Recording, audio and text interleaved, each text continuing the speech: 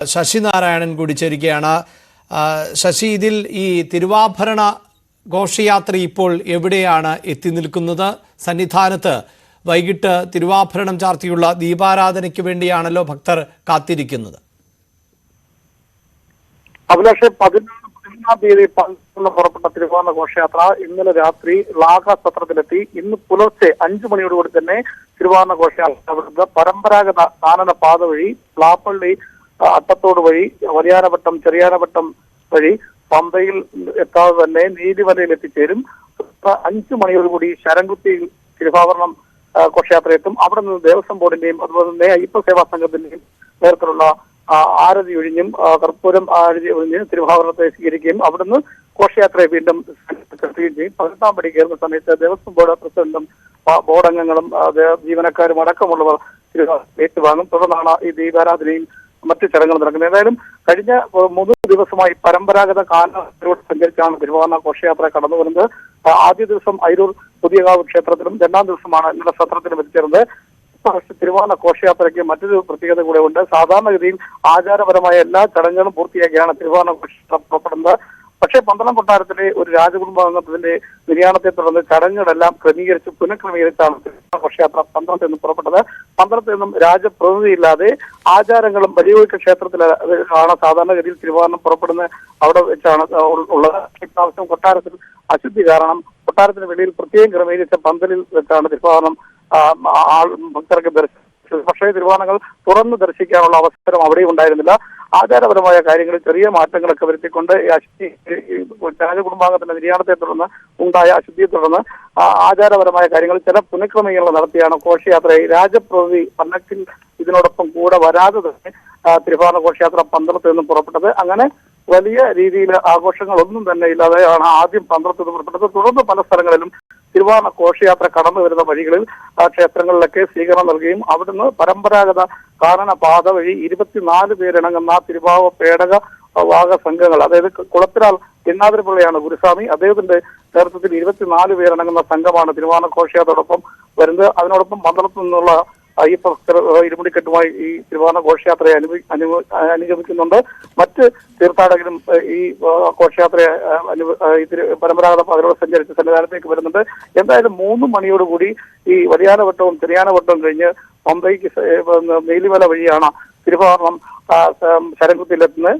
വലിയ രീതിയിൽ ആചാരപരമായ രീതിയിൽ വർഷങ്ങൾ കൊണ്ട് തുടങ്ങുന്ന ആ രീതിയിൽ തന്നെയാണ് കാടും മലയും പുഴയും ഒക്കെ കടന്ന് കാൽനട യാത്രയുടെ ശരണംവിളിയുടെ അകമ്പടിയോടുകൂടി ഈ വനത്തിലൂടെ പരമ്പരാഗത പാത വഴി തിരുവാഭരണം ഇപ്പോൾ മകരവിളക്ക് ദർശനത്തിനായുള്ള മകരവിളക്ക് തിരുവാഭരണം ചാർത്തിയുള്ള ദർശനം ഭക്തർക്ക് ലഭിക്കുന്നതിനായുള്ള ആ ഒരു വലിയ പുണ്യ നിമിഷത്തിന് വേണ്ടി തിരുവാഭരണം വഹിച്ചുകൊണ്ട് ഇത്തരത്തിലുള്ള ഘോഷയാത്ര കടന്നു വരുന്നത്. എന്തായാലും 3:30 തന്നെ വലിയാനവട്ടവും കഴിഞ്ഞ് ചെറിയാനവട്ടവും എത്തിയ ശേഷം നീലിമല വഴി തിരുവാഭരണം ശരംകുത്തിയിലെത്തിയതിനും വലിയ രീതിയിലുള്ള നിയന്ത്രണങ്ങളും സുരക്ഷയും ഒരുക്കിയാണ് തിരുവാഭരണ ഘോഷയാത്ര കടന്നു വരുന്നത്. ഭക്തർ പമ്പയിലൊക്കെ വലിയൊരു തിരക്ക്, ഈ നേരത്തെയുള്ള തിരക്കിന്റെ ഒരു കാര്യം പരിഗണിച്ചുകൊണ്ടാണ് ജില്ലാ പോലീസ് മേധാവിയുടെ നേതൃത്വത്തിലൊക്കെ 2-3 ദിവസമായി തീർത്ഥാടകർ എണ്ണത്തിൽ ഒരു നിയന്ത്രണം കൊടുത്തിട്ടുണ്ട്. 50,000 തീർത്ഥാടകർക്ക് ആണ് 16-ാം തീയതി അനുമതിയുള്ളത്. അതുപോലെ തന്നെ 17-ാം തീയതിയിലേക്കാകുമ്പോൾ 60,000 തീർത്ഥാടകരെ കൂടി പരിഗണിക്കും. പിന്നീടാണ് സ്പോട്ട് ബുക്കിംഗ് അടക്കമുള്ള തുടർന്ന്. ഏതായാലും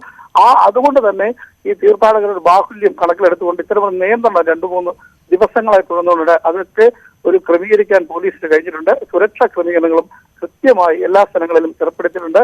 സന്നിധാനത്ത് ഈ തിരുവാഭരണം എത്തുന്ന സമയത്ത് ഈ മകരജ്യോതിയും അതുപോലെ തന്നെ തിരുവാഭരണ ദർശനവും ദർശിക്കുന്നതായി ഇതര സംസ്ഥാന തീർത്ഥാടകർ അടക്കമുള്ള ആളുകൾ വലിയ തോതിൽ പല സ്ഥലങ്ങളിലും പർണശാലകൾ കെട്ടി ഇപ്പോൾ സന്നിധാനത്തുണ്ട്. എന്തായാലും തിരുവാഭരണ ഘോഷയാത്രയെ അനുഭവിക്കുന്ന പന്തളം രാജപ്രതിനിധിയും അടക്കമുള്ള ആളുകൾ ഇല്ലാത്തൊരു സാഹചര്യം കൂടിയുണ്ട്. അത് സാധാരണഗതിയിൽ ഈ തിരുവാഭരണത്തില് ഒപ്പം തന്നെ രാജപ്രതിനിധിയും അവിടുന്ന് വാളുമേന്തി ഈ പല്ലക്കിൽ തന്നെ സ്വാഭാവികമായി ഇതോടൊപ്പം ഉണ്ടാകേണ്ടതാണ്. പക്ഷെ അത്ര ഒരു ചടങ്ങ് ഈ കൊട്ടാരത്തിലെ രാജകുടുംബത്തിന്റെ നിര്യാണത്തെ തുടർന്ന് ഇല്ലാതെയാണ് ഘോഷയാത്ര കടന്നു വരുന്നത്. രാത്രിയും പകലുമായി സഞ്ചരിച്ച് കാടുകളും പുഴകളും കടന്നാണ് തിരുവാഭരണ ഘോഷയാത്ര ഇപ്പോൾ കടന്നു വരുന്നത്. എന്തായാലും 3 മണിയോട് 3:30 കൂടിയൊക്കെ തിരുവാഭരണം ചെറിയാനവട്ടത്ത് എത്തിച്ചേരും. തുടർന്നായിരിക്കും ശരംകുത്തിയിലായിരിക്കും ആചാരപരമായി തിരുവാഭരണ പേടകത്തെ ആരതി ഒഴിഞ്ഞ് സ്വീകരിച്ച് ദേവസ്വം ബോർഡിന്റെ ദേവസ്വം ബോർഡ് ജീവനക്കാരും അതുപോലെ തന്നെ അഖില ഭാരത അയ്യപ്പ സേവാ സംഘത്തിന്റെ